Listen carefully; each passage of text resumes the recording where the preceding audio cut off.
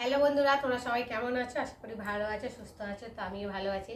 মৌসুমি official চ্যানেলে তোমাদের সবাইকে স্বাগত জানিয়ে আজকে চলে এলাম তো বাজার শেয়ার করতে। তো সব বাসি কাজটা সেরে বাজারে গেছিলাম, তো বাজার থেকে এলাম আর জামা টামা চেঞ্জ করে সবজিগুলোকে ঢাললাম। ঢেলে দেখো আমি আজকে কী সবজি নিয়ে এসেছি। তো দেখো ফুলকপি।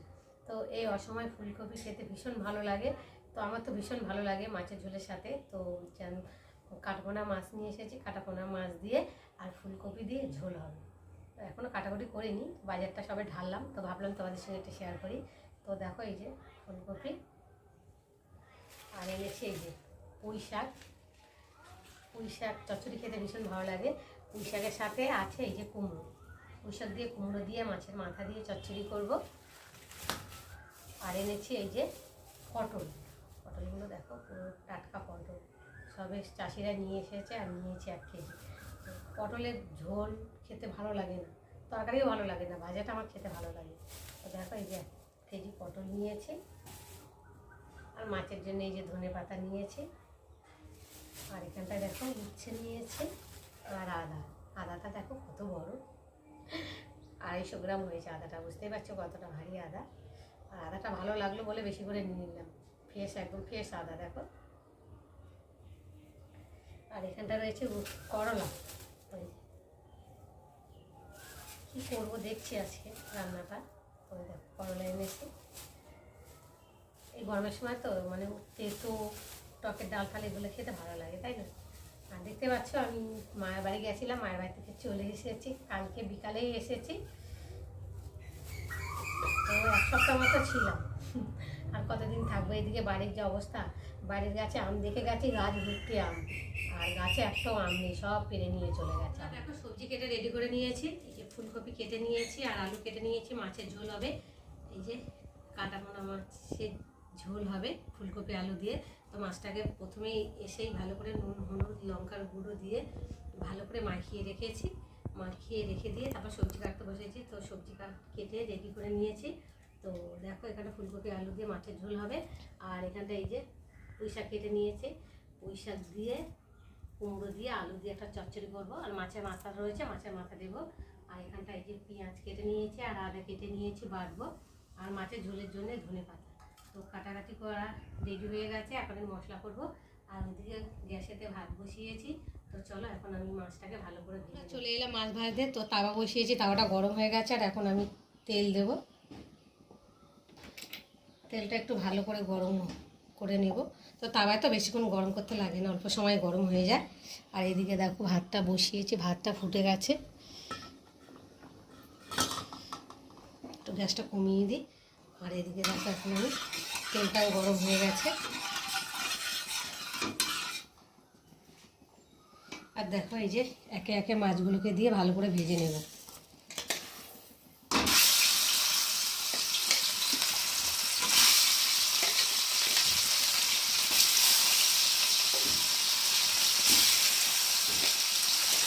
তাওয়াতে তো একটু সুবিধা, মানে ছাড়কানো মতো, মানে অনেক মাছ একসাথে ভাজা যায়। কড়াতে তো ভালোভাবে মাছ ভাজা যায় না, একটা বা দুটো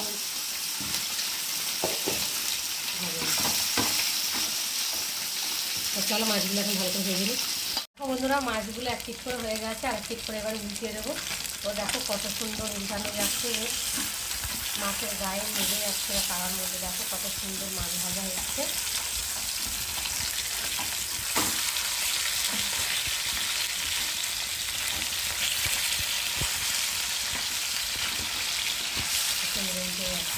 খাবার মধ্যে তো লেগে যায় না, ভালো ভাজা হয়। তেলটাও খুব অল্প সময় গরম হয়ে যায়। তো চলো মাছগুলো 2 পিস করে ভালোভাবে ভাজা হয়ে গেছে। আর কত সুন্দর ভালোভাবে ভাজা হয়েছে দেখো, লাল লাল করে। আর এখন আমি মাছগুলোকে একে একে পাত্র করে তুলে নেব।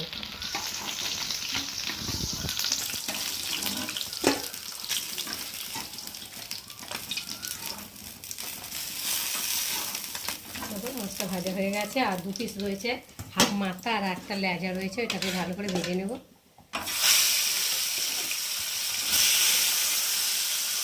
চলো ভেজে নিই। মাছগুলো সব ভেজে তুলে নিয়েছি। আর কড়া বসিয়েছি, কড়াতে তেল দিয়েছি। আর এখন এই যে কেটে রাখা ফুলকপিগুলোকে দিয়ে ভালো করে ভেজে নেব। ফুলকপি ভালো করে না ভেজে নিলে না ফুলকপির টেস্ট হয় না, আর কাঁচা একটা গন্ধ ভাব লাগে। ওই জন্যে তরকারির আগেই কপিটাকে ভালো করে ভেজে নেব।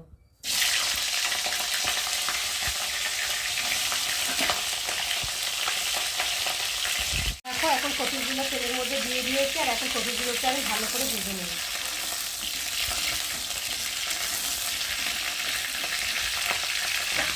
একটু ঢাকা দিয়ে দেবো। পুরো কপিগুলো লাল লাল করে ভেজে নিয়েছি, আর এখন আমি কপিগুলোকে তুলে নেব।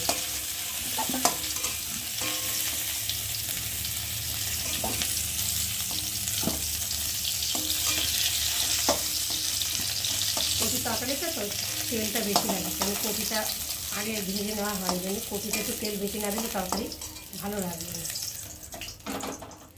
তো দেখো লাল লাল করে ভেজে নিয়েছি। এখন চলো কড়াতে একটু তেল দেব।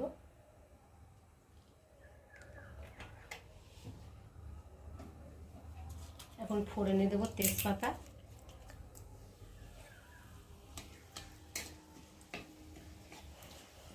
তেজপাতাটা একটু ভাজা ভাজা হয়ে গেলে এবার দিয়ে দেবো একটা পেঁয়াজ কুচি।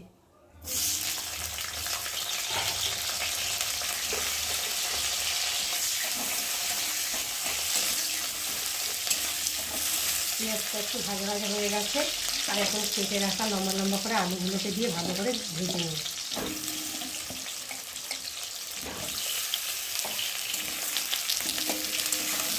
তাহলে আলুগুলোকে ভালো করে ভেজে নিই। দেখো বন্ধুরা, আলুটা ভাজা ভাজা হয়ে গেছে, আর এখন আমি দিয়ে দেবো নুন। আর এখানে আছে হলুদ গুঁড়ো, জিরের গুঁড়ো আর ধনের গুঁড়ো। আর এখানে আছে পেঁয়াজ বাটা একটা, আর রয়েছে আদা বাটা, আর একটা টমেটো।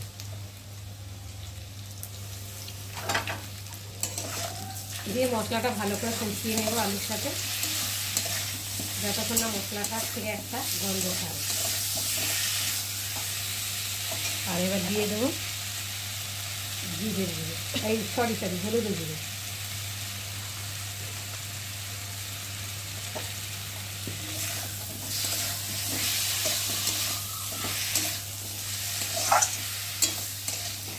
চলো কষিয়ে নিই।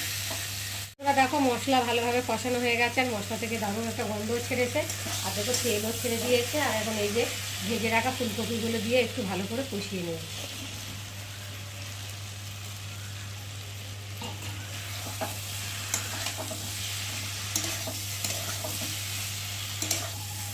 বন্ধুরা, ফুলকপি আলু মশলা দিয়ে ভালো করে কষানো হয়ে গেছে, আর এখন আমি জল দিয়ে দেবো।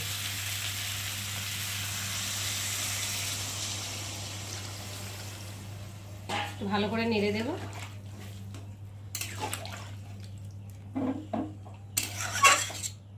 একটু দিয়ে একটু মশলাগুলো কড়া থেকে নামিয়ে দেবো।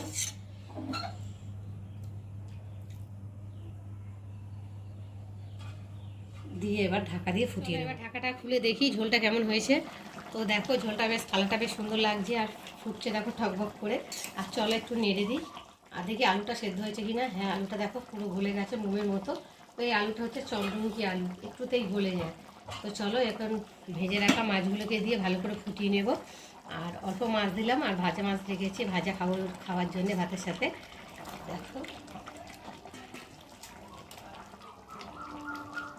দিয়ে, আর এখন এই যে কেটে রাখা ধনেপাতা কুচি দিয়ে ভালো করে ফুটিয়ে নিয়ে তারপর নামিয়ে নেব। চলো আর একটু ঢাকা দিয়ে গেছে ফুলকপি আলু আর কাটাপোনা মাছের ঝোল। রেসিপি কেমন লাগলো তোমরা কিন্তু অবশ্যই কমেন্ট করবে, আর ভালো লাগলে লাইক কমেন্ট শেয়ার করো। আর আমার চ্যানেলে যদি নতুন হয়ে থাকো চ্যানেলটাকে সাবস্ক্রাইব করো। তোমরা আমার চ্যানেলটাকে সাবস্ক্রাইব করতে থাকো, আর আমি এইদিকে তরকারিটাকে ঢালতে থাকি।